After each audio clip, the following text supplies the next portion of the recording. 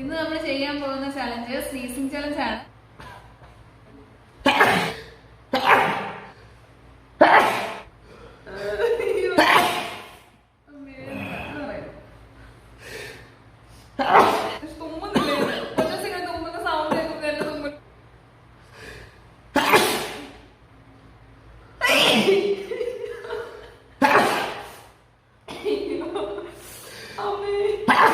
ഇത് കൂടി ചലഞ്ചൊക്കെ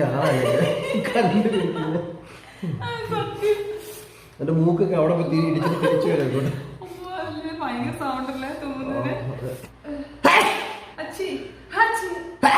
sneezing challenge ചെയ്തിട്ടുണ്ട്. അഭിപ്രായം കമന്റിൽ അറിയിക്കുക. വിജയായിട്ട് പ്രഖ്യാപിച്ചിരിക്കുന്നു. അപ്പോൾ നമ്പർ മൊത്തം ബിരിയാണി